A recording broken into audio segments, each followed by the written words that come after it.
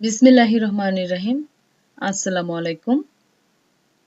রামপাল মহাবিদ্যালয়ের সকল শিক্ষার্থীকে রাবেয়াস অনলাইন ক্লাসে স্বাগতম জানাচ্ছি। আমি রাবেয়া খাতুন, প্রভাষক, ইসলামের ইতিহাস ও সংস্কৃতি বিভাগ, রামপাল মহাবিদ্যালয় থেকে। আমার ইমেল আইডি rabea.shiuli@gmail.com। আমার ইউটিউব চ্যানেল রাবেয়াস অনলাইন ক্লাস এবং আমার ক্লাসটি যেখানে রুটিন অনুসারে প্রতিদিন আপলোড হয়। আমাদের যে রামপাল মহাবিদ্যালয়ের যে পেজ আছে সেটার নাম হলো রামপাল কলেজ মুন্সিগঞ্জ। তোমরা ফেসবুকে রামপাল কলেজ মুন্সিগঞ্জ থেকে সার্চ দিলেই আমাদের রামপাল কলেজের পেজটি তোমরা পেয়ে যাবে।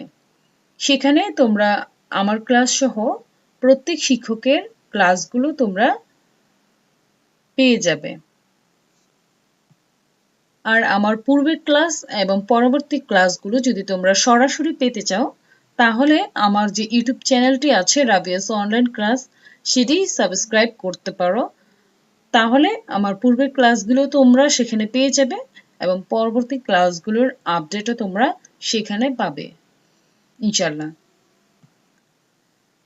আমার আজকের এই ক্লাসটি যাদের জন্য তৈরি করা হয়েছে তারা হলো আমাদের রামপাল মহাবিদ্যালয়ের ডিগ্রির প্রথম বর্ষের শিক্ষার্থীদের জন্য তৈরি করা হয়েছে।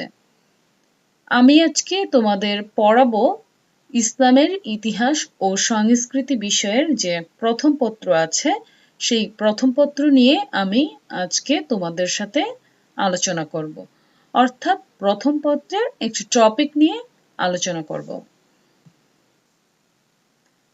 আমার আজকের আলোচনার বিষয় হলো হযরত মুহাম্মদ সাল্লাল্লাহু আলাইহি সাল্লামের মদিনা সনদ বা চার্টার অফ মদিনা। আজকে আমি যে বিষয়গুলো মদিনা সনদের যে বিষয়গুলো নিয়ে আলোচনা করব সেগুলো হলো তোমার প্রথমত দেখো প্রথম যে জিনিসটা নিয়ে আলোচনা করব সেটা আসলে মদিনা সনদটা কি সেই বিষয়ে আমি আলোচনা করব। তারপর খ নম্বরে আমি আলোচনা করব মদিনা সনদের যে পটভূমি আছে সেই পটভূমি নিয়ে আমি আলোচনা করব। তারপর ঘ নম্বরে আমি আলোচনা করব যে মদিনা সনদের যে ধারাগুলো ছিল সেই ধারাগুলো নিয়ে আমি আলোচনা করব এবং সর্বশেষ আমি আলোচনা করব মদিনা সনদের যে গুরুত্ব বা তাৎপর্য এবং পরবর্তী সময়ে মদিনা সনদের যে একটা প্রভাব ছিল বা কিভাবে মদিনা সনদ পরবর্তী ইতিহাসকে বা পরবর্তী শাসন ব্যবস্থাকে প্রভাবিত করেছিল সেই বিষয়গুলো নিয়ে আজকে আমরা আমাদের ক্লাসগুলো করব। তাহলে আজ প্রথমে যে বিষয়টা নিয়ে কথা বলবো সেটা হলো মদিনা সনদ কি। মদিনা সনদ হলো তোমার একটি সনদ বা চার্টার যেটা প্রণয়ন করেছিলেন আমাদের প্রিয় নবী হযরত মুহাম্মদ সাল্লাল্লাহু আলাইহি সাল্লাম, যেটাকে বলা হয় যে বিশ্বের প্রথম সংবিধান ছিল। এটাকে এই মদিনা সনদকে তোমার বলা হয়ে থাকে যে এটা বিশ্বের প্রথম রচিত সংবিধান। 622 খ্রিস্টাব্দে মহানবী হযরত মুহাম্মদ সাল্লাল্লাহু আলাইহি সাল্লাম যখন মক্কা থেকে মদিনায় হিজরত করেছিলেন, তো মদিনায় হিজরত করার পর মদিনার রাষ্ট্র পরিচালনার জন্য একটি সনদ প্রণয়ন করেছিলেন যা ইতিহাসে মদিনা সনদ নামে পরিচিত। মদিনা সনদ পৃথিবীর ইতিহাসে প্রথম লিখিত সংবিধান। তোমাদের এখানে প্রশ্ন হতে পারে যে পৃথিবীর ইতিহাসে সর্বপ্রথম লিখিত সংবিধান কোনটি? তখন এর উত্তর হবে মদিনা সনদ। আর মদিনা সনদ প্রণয়ন করেছেন কে? আমাদের প্রিয় নবী, সর্বশেষ ও সর্বশ্রেষ্ঠ নবী হযরত মুহাম্মদ সাল্লাল্লাহু আলাইহি সাল্লাম মদিনা সনদ প্রণয়ন করেছেন। মহানবী হযরত মুহাম্মদ সাল্লাল্লাহু আলাইহি সাল্লাম হিজরতের মাধ্যমে মদিনায় পৌঁছে মদিনায় বসবাসরত সকল জাতির সাথে একটি সুসম্পর্ক গড়ে তোলার জন্য মূলত মদিনা সনদ নামে একটি মহা সনদ প্রণয়ন করেছিলেন।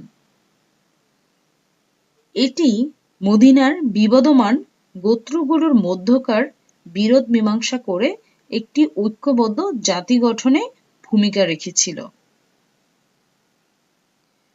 ঐতিহাসিক ইবনে হিশামের যে একটা গ্রন্থ আছে সিরাত, সেই সিরাতের তথ্য অনুসারে মদিনা সনদের মোট ৪৭টি ধারা ছিল।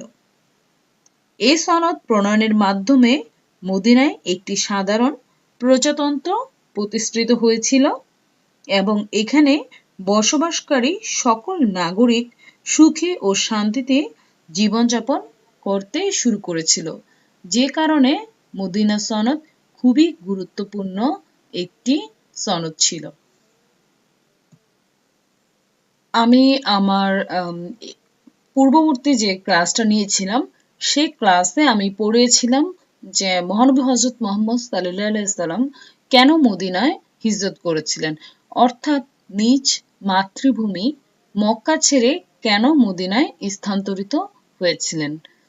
তো সেখানে আমি দেখেছিলাম যে যখন আমাদের প্রিয় নবী হযরত মুহাম্মদ সাল্লাল্লাহু আলাইহি সাল্লাম মদিনায় হিজরত করেছিলেন, তখন যে মদিনার যে একটি তোমার সামাজিক অবস্থা বা রাজনৈতিক অবস্থা যেটাই বলো, যে আর্থসামাজিক অবস্থা ছিল খুবই শোচনীয়।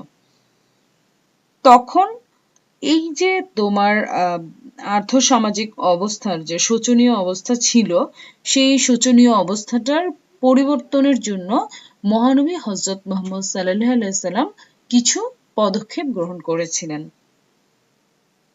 যেমন সর্বপ্রথম তিনি কি করেছিলেন, তোমার মদিনায় একটি মসজিদ নির্মাণ করেছিলেন। সেই মসজিদটির নাম হলো মসজিদে নববী। এখান থেকে মহানবী হযরত মুহাম্মদ সাল্লাল্লাহু আলাইহি সাল্লাম তার ধর্মীয়, সামাজিক ও রাজনৈতিক কাজগুলো সম্পন্ন করতেন। মসজিদের একপাশে নির্মিত হয়েছিল হুজুরাতে কক্ষ বিশেষ, যেখানে তিনি আর কি সপরিবারে বসবাস করা শুরু করেছিলেন। মহানবী হযরত মুহাম্মদ সাল্লাল্লাহু আলাইহি সাল্লামের আগমনকে স্মরণীয় করে রাখার জন্য মদিনাবাসী তাদের যে নগরীর নাম, যার পূর্ব নাম ছিল ইয়াসরিব, সেটা পরিবর্তন করে রেখেছিলেন মদিনাতুন নবী বা নবীর শহর।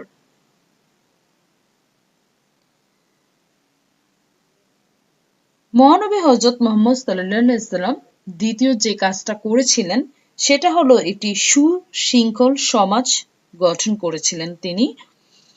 দেখো যে মদিনায় মুহাম্মদ সাল্লাল্লাহু আলাইহি সাল্লাম আওস ও খাজরাত গোত্রের মধ্যে যে সুদীর্ঘকাল ধরে বিরাজমান যে একটা যুদ্ধ চলছিল, সেই যুদ্ধটার পরিসমাপ্তি, অর্থাৎ সেই যুদ্ধটার মধ্যস্থতাকারী হিসেবেই কিন্তু মূলত মদিনায় গিয়েছিলেন। এটা আসলে মদিনায় হিজরতের অনেকগুলো কারণ ছিল। সেই অনেকগুলো কারণের অন্যতম একটি কারণ ছিল তোমার মদিনায় যে বিবদমান বা চলমান, তৎকালীন সময়ে যে চলমান একটি যুদ্ধ ছিল আওয়াজ এবং খাজরাজ গোত্রের মধ্যে, সেই যুদ্ধটা মীমাংসার জন্য আসলে মহানবী হযরত মুহাম্মদ সাল্লাল্লাহু আলাইহি সাল্লামকে মক্কা থেকে মদিনায় আমন্ত্রণ জানানো হয়েছিল একজন মধ্যস্থতাকারী হিসেবে, যেন এসে মদিনায় সেই দীর্ঘকালীন যে ধরে তোমার দীর্ঘ সময় ধরে যে চলমান বা বিবদমান যে যুদ্ধ ছিল, সেই যুদ্ধটা বন্ধ করে তোমার শান্তি প্রতিষ্ঠার জন্য।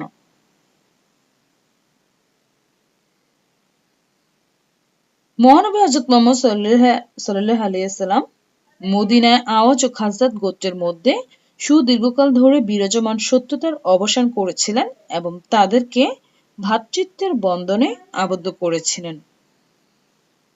যেসব মুসলমান জন্মভূমি ও আত্মীয়স্বজনের মায়া কাটিয়ে মক্কা থেকে মদিনায় হিজরত করেছিলেন মহানবী হযরত মুহাম্মদ সাল্লাল্লাহু আলাইহি সাল্লামের সাথে, তাদেরকে কিন্তু বলা হয় নির্বাসিত বা মুহাজির, এবং মদিনায় যারা মুহাজিরদেরকে আশ্রয় দিয়েছিলেন, সম্পত্তি ভোগের অধিকার দিয়েছিলেন, তাদেরকে বলা হয়ে থাকে আনসার। তো এখান থেকে তোমাদের প্রশ্ন হয়ে থাকে যে আনসার কাদের বলে এবং মুহাজির কাকে বলে।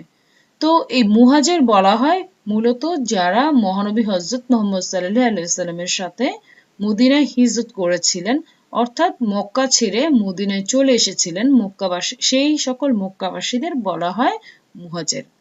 আর আনসার শব্দের অর্থ হলো সাহায্যকারী, অর্থাৎ তোমার মহানবী হযরত মুহাম্মদ সাল্লাল্লাহু আলাইহি সাল্লামের সাথে যে সকল মুহাজিররা মদিনায় এসেছিলেন, সেই সকল মদিনা বা সে সকল মক্কাবাসীকে তোমার যে সকল মদিনাবাসী আশ্রয় দিয়েছিলেন এবং তাদেরকে তাদের যে সম্পত্তি, সেই সম্পত্তি ভোগের অধিকার দিয়েছিলেন, মূলত মক্কাবাসীদের যারা সাহায্য করেছিলেন, সে সকল মক্কাবাসী যারা মহানবী হযরত মুহাম্মদ সাল্লাল্লাহু আলাইহি সাল্লামের সাথে হিজরত করেছিলেন, সে সকল হিজরতকারীদেরকে সাহায্য সহযোগিতা করেছিলেন, সে সকল সাহায্যকারী মদিনাবাসীদের বলা হয় আনসার।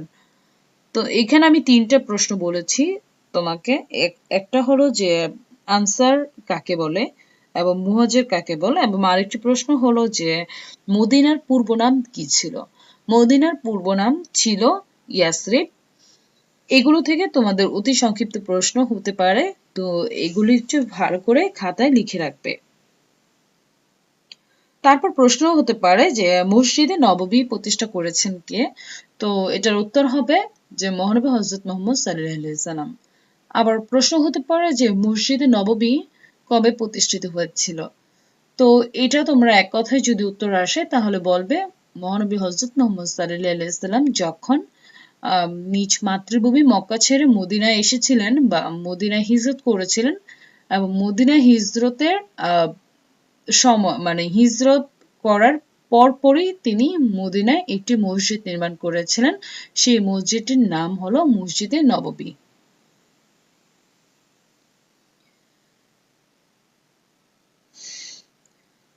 তারপর মহানবী হযরত মুহাম্মদ সাল্লাল্লাহু আলাইহি সাল্লাম মসজিদ নির্মাণ এবং সুশৃঙ্খল সমাজ গঠনের যে প্রচেষ্টা, সেই পদক্ষেপ গ্রহণ করার পরে আরো কিছু গুরুত্বপূর্ণ পদক্ষেপ গ্রহণ করেছিলেন। তার মধ্যে আরেকটি হলো যে বিভিন্ন ধর্মীয় রীতিনীতির প্রবর্তন করেছিলেন। যেমন তোমার হযরত ওমর রাদিয়াল্লাহু তাআলা আনহুর প্রস্তাব এবং অন্য সাহাবীদের সমর্থনে মুহাম্মদ সাল্লাল্লাহু আলাইহি সাল্লাম নামাজের সময় মুসলমানদের একত্রিত করার জন্য যে একটা রীতি চালু করেছিলেন, সেটা হলো যে আজান, যে এখন যে আমাদের 5 ওয়াক্ত নামাজের আগে যে আজান দেওয়া হয়, সেই আজানের রীতিটা আসলে মদিনায় আসার পর হযরত ওমর রাদিয়াল্লাহু তাআলা আনহুর পরামর্শে আসলে এই আজান দেওয়ার রীতিটা রীতিটা তোমার প্রচলন করা হয়েছিল, যেটা করেছিলেন আমাদের প্রিয় নবী হযরত মুহাম্মদ সাল্লাল্লাহু আলাইহি সাল্লাম। তারপর আজানের রীতি ছাড়াও তোমার ওযু করা, দৈনিক 5 বার নামাজ পড়া, জুমার সালাতের আগে খুতবা পাঠ করা ইত্যাদি নিয়মের প্রচলন প্রথম হিজরিতেই নির্ধারণ করা হয়েছিল। অর্থাৎ যে বছর মহানবী হযরত মুহাম্মদ সাল্লাল্লাহু আলাইহি সাল্লাম মক্কা ছেড়ে মদিনায় এসেছিলেন, বা যেটাকে আমরা বলে থাকি যে হিজরত করেছিলেন, সেই সময়টাকেই তোমার হিজরি 1 সাল হিসেবে গণনা করা হয়। তাহলে এই হিজরির প্রথম বর্ষেই তোমার কি করেছিলেন, এই সকল ধর্মীয় রীতিনীতির প্রবর্তন করেছিলেন আমাদের প্রিয় নবী হযরত মুহাম্মদ সাল্লাল্লাহু আলাইহি সাল্লাম। তাছাড়া আমরা জানি যখন মহানবী হযরত মুহাম্মদ সাল্লাল্লাহু আলাইহি সাল্লাম মক্কায় ছিলেন, তখন কিন্তু আসলে প্রকাশ্যে নামাজ আদায় করার কোনো নিয়ম কিন্তু ছিল না। তখন আসলে লুকিয়ে মানুষ নামাজ পড়তো। কিন্তু মহানবী হযরত মুহাম্মদ সাল্লাল্লাহু আলাইহি সাল্লাম যখন মক্কা ছেড়ে মদিনায় এসেছিলেন, তখন প্রকাশ্যে নামাজ আদায় করার ঘোষণা দেওয়া হয়েছিল। মূলত তখন থেকে মদিনায় আসার পর থেকেই প্রকাশ্য নামাজ পড়াটা আসলে নামাজ আদায়টা শুরু হয়েছিল। তারপর মহানবী হযরত মুহাম্মদ সাল্লাল্লাহু আলাইহি ওয়াসাল্লাম যে কাজটি করেছিলেন সেটা হলো তোমার মদিনা সনদ তৈরি করেছিলেন এবং মদিনা রাষ্ট্র গঠন করেছিলেন।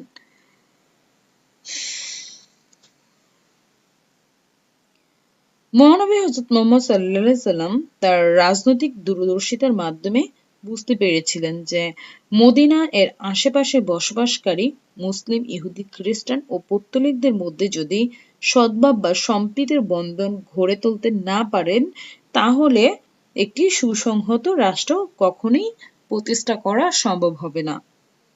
যে কারণে তিনি মদিনায় বসবাসরত সব জাতি ধর্মের মানুষকে নিয়ে একটি ঐক্যবদ্ধ জাতি গঠনের লক্ষ্যে ৬২২ খ্রিস্টাব্দে একটি সনদ প্রণয়ন করেছিলেন, যেটি ইসলামের ইতিহাসে মদিনা সনদ নামে পরিচিত।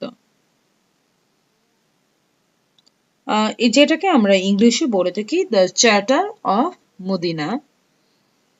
ঐতিহাসিক এম ওয়াট এই মদিনা সনদকে তোমার বলেছিলেন যেটি হলো মদিনার সংবিধান, অর্থাৎ দ্য কনস্টিটিউশনস অফ মদিনা। এটা কে বলেছিলেন? এটা বলেছিলেন ঐতিহাসিক এম ওয়াট। ইবনে হিশাম, এই ইবনে হিশামের একটি গ্রন্থ ছিল, সেটার নাম হলো সিরা বা সিরাত। সেই গ্রন্থে আসলে মদিনা সনদের ধারার কথা বলা হয়েছে যে সেখানে মোট ৪৭টি ধারা আছে। এটাই আসলে গ্রহণযোগ্য। এটাই যে তথ্যের ভিত্তিতে আসলে সবাই বলে থাকে যে মদিনা সনদের মোট ধারা ছিল ৪৭টি। তবে ইবনে ইসহাকের একটি গ্রন্থ আছে সিরাতে রাসূলুল্লাহ, সেই গ্রন্থের বর্ণনা অনুসারে তোমার মদিনা সনদের ধারা ছিল ৫৩টি। তবে আমরা ৪৭ বা ৫৩টি ধারা আজকে পড়ব না, আমরা শুধু এখান থেকে বেছে বেছে সিলেক্টেড যে ধারাগুলো আছে, অর্থাৎ প্রধান যে ধারাগুলো আছে সেগুলো আমরা আজকে আলোচনা করব। মদিনা সনদের ধারাসমূহ।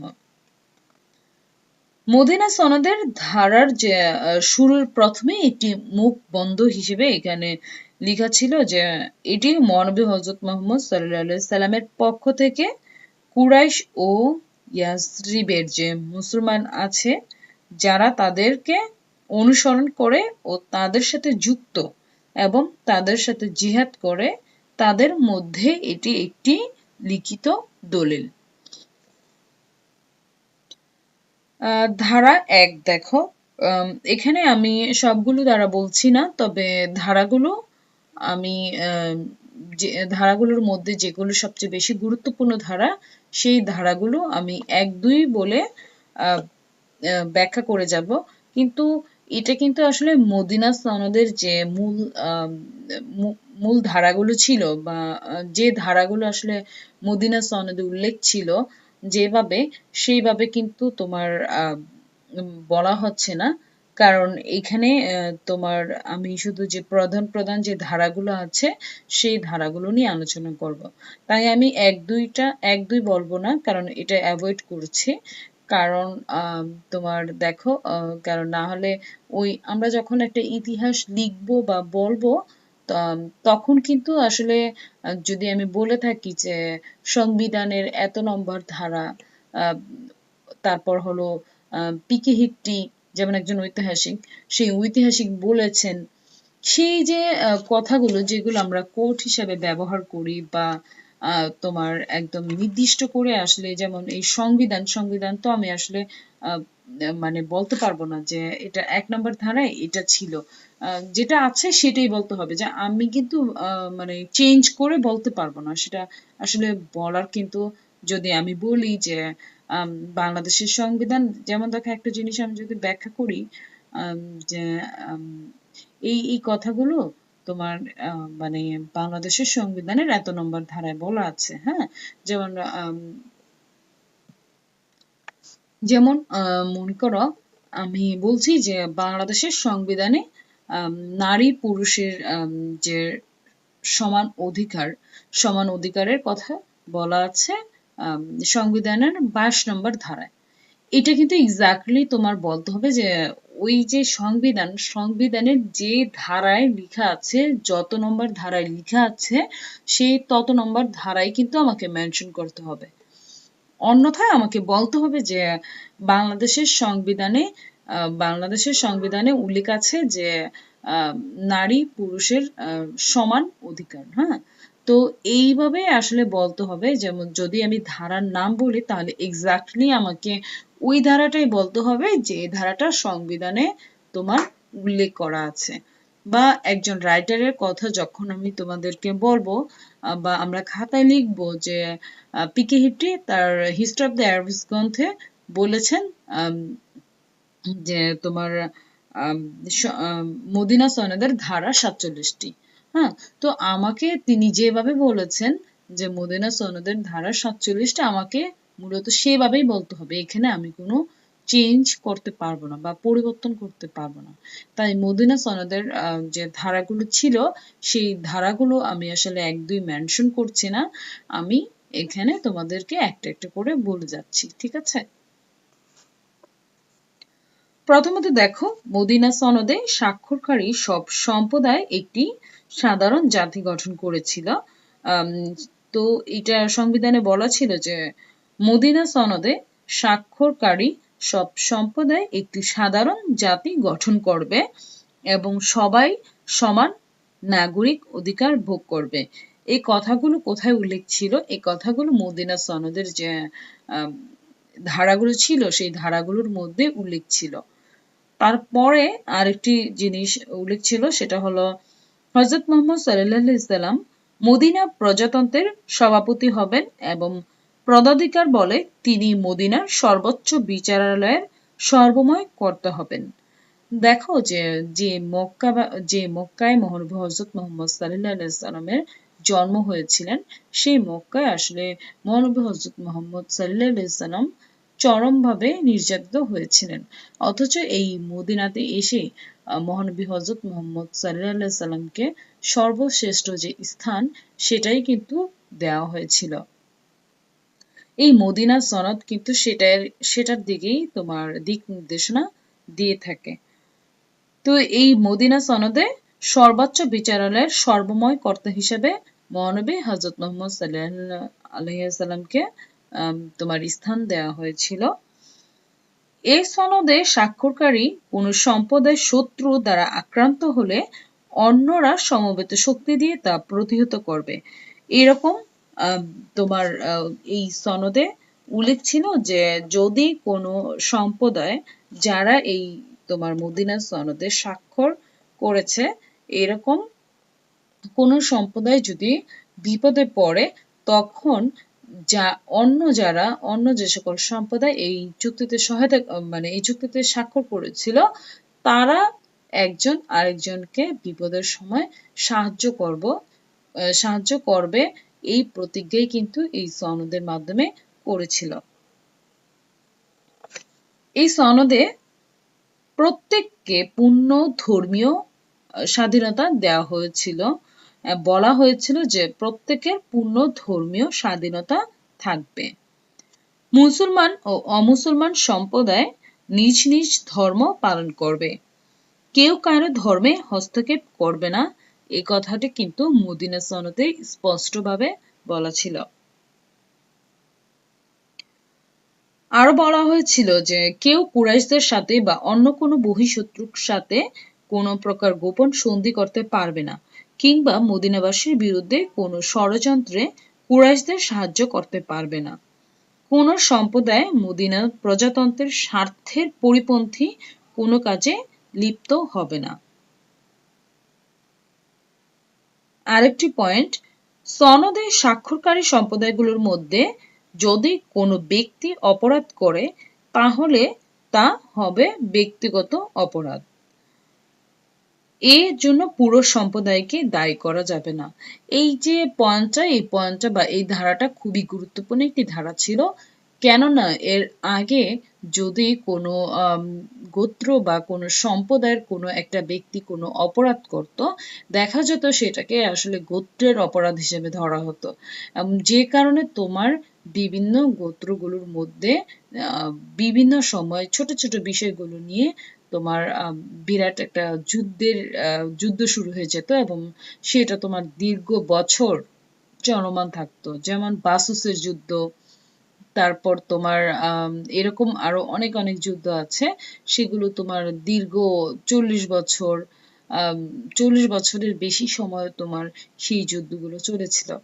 তো এই সকল যুদ্ধগুলো, এই সকল পরিস্থিতিগুলো মোকাবেলা করার জন্য এটা স্পষ্ট ভাষায় বলা ছিল যে এই সনদে স্বাক্ষরকারী সম্প্রদায়গুলোর মধ্যে যদি কোনো ব্যক্তি অপরাধ করে তাহলে তা হবে ব্যক্তিগত অপরাধ। সেটা আসলে তোমার সেটার জন্য আসলে পুরো সম্প্রদায়কে দায়ী করা যাবে না। মদিনা নগরী আক্রান্ত হলে এর স্বাধীনতা রক্ষার জন্য প্রত্যেক সম্প্রদায় যুদ্ধে অংশগ্রহণ করবে এবং নিজ নিজ ব্যয়ভার বহন করবে, এই কথাটি বলা ছিল মদিনা সনদে। মদিনা সনদে আরো বলা ছিল যে মদিনা নগরীকে পবিত্র বলে ঘোষণা করা হলো এবং এখানে রক্তপাত, হত্যা, বলাৎকার ও অন্যান্য অপরাধমূলক কাজ নিষিদ্ধ করা হলো। আরো বলা হয়েছিল দুর্বল ও অসহায়কে সর্বতোভাবে সাহায্য ও রক্ষা করতে হবে। আরো বলা ছিল অপরাধীকে উপযুক্ত শাস্তি ভোগ করতে হবে এবং সব পাপী অপরাধীকে ঘৃণার চোখে দেখতে হবে। হযরত মুহাম্মদ সাল্লাল্লাহু আলাইহি সাল্লামের অনুমতি ছাড়া মদিনাবাসী কারো বিরুদ্ধে যুদ্ধ ঘোষণা করতে পারবে না, এই কথাটি বলা ছিল মদিনা সনদে। আরো উল্লেখ ছিল নিজেদের মধ্যে বিরোধ দেখা দিলে হযরত মুহাম্মদ সাল্লাল্লাহু আলাইহি সাল্লাম আল্লাহর বিধান অনুসারে তা মীমাংসা করবেন। আরো বলা ছিল এই সনদের শর্ত ভঙ্গকারীর ওপর আল্লাহর অভিশাপ বর্ষিত হবে।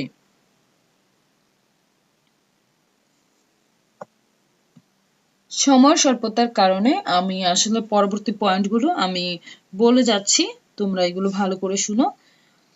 এখানে বলা ছিল মুমিন ব্যক্তি কোনো কাফেরদের পক্ষ নিয়ে অন্য মুমিনকে হত্যা করবে না বা তার বিপক্ষে কোনো কাফেরাকে বা কোনো কাফেরকে সাহায্য করবে না।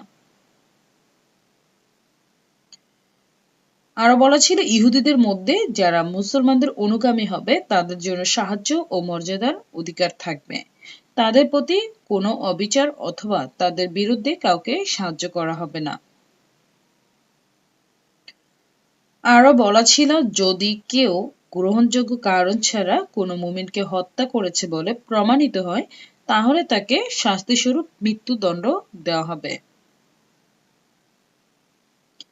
তবে যদি নিহতদের অভিভাবক রক্তপণের বিনিময়ে গ্রহণে সম্মত হয় তাহলে সে তা গ্রহণ করতে পারবে। রক্তপণটা আসলে কি ছিল? আসলে মনে করো যে কোনো ব্যক্তি অন্য একজন ব্যক্তিকে হত্যা করলো, তখন এই যে হত্যার বিনিময়ে রক্তপণ যেটা যেটা আর কি তোমার রক্ত ঝরেছে সেই রক্তের বিনিময়ে কিছু অর্থ সম্পদ বা সমপরিমাণ যেটাকে আর কি আমরা ক্ষতিপূরণ বলে থাকি, সেই ক্ষতিপূরণ দেওয়াটাকে আসলে বলা হতো যে রক্তপণ। কেউ যদি এই ক্ষতিপূরণটা দিত তাহলে আসলে তাকে মৃত্যুদণ্ডের হাত থেকে রেহাই দেওয়ার একটা নিয়ম ছিল। তবে যদি নিহতের অভিভাবক রক্তপণের বিনিময়ে গ্রহণে সম্মত হয় তাহলে সে তা গ্রহণ করতে পারবে। এখানে কিন্তু বলা হয়েছে যে যদি অভিভাবক রক্তপণের বিনিময় গ্রহণে সম্মত হয়, অর্থাৎ কি যাকে হত্যা করা হয়েছে তার পরিবারের সদস্যরা যদি সম্মত হয় তাহলেই কিন্তু আসলে এই মৃত্যুদণ্ডের হাত থেকে হত্যাকারী রক্ষা পেত, না হলে অবশ্যই তাকে মৃত্যুদণ্ডে দণ্ডিত হতে হতো। সব মুমিনকে এ বিষয়ে ঐক্যবদ্ধ থাকতে হবে এবং এটি কার্যকর করা ছাড়া তাদের অন্য কোনো কিছু বৈধ হবে না বলেও এটা ঘোষণা ছিল। আরো ঘোষণা ছিল যে বলা হয়েছিল অবশ্যই কোনো ব্যক্তি তার মিত্রের সাথে প্রতিশ্রুতি ভঙ্গ করবে না এবং মজলুমকে সাহায্য সহযোগিতা করবে। নারীদের বিষয়ে বলা হয়েছিল যে কোনো নারীকে তার পরিবারের অনুমতি ছাড়া আশ্রয় দেওয়া যাবে না। বিশেষ করে কুরাইশ ও তাদের সাহায্যকারীদেরকে আশ্রয় দেওয়া যাবে না। এটা আসলে আলাদাভাবে এটি ধারায় বলা ছিল যে কুরাইশ ও তাদের সাহায্যকারীদের কখনোই আশ্রয় দেওয়া যাবে না। সময় স্বল্পতার কারণে আমরা আজকে এখানেই আমাদের আলোচনা শেষ করব। তবে এখানে বাকি রয়ে গিয়েছে যে মদিনা সনদের তাৎপর্যটা কি ছিল। আমি আমার পরবর্তী ক্লাসের প্রথমে আমি এটা নিয়ে আলোচনা করব যে মদিনা সনদের গুরুত্বটা কি ছিল এবং আম, মদিনার যে সমাজ ব্যবস্থা সেই সমাজ ব্যবস্থায় আসলে কিভাবে মদিনা সনদটা গুরুত্বপূর্ণ ভূমিকা পালন করেছিল। সবাইকে অসংখ্য ধন্যবাদ আমার এই এতক্ষণ সময় 30 মিনিট আমাদের সাথে থাকার জন্য। আর সবার জন্য শুভকামনা রইল। সবাই সুস্থ থাকবে, নিরাপদে থাকবে, বেশি বেশি করে লেখাপড়া করবে। সবাই ভালো থাকো, সুস্থ থাকো। আল্লাহ হাফিজ।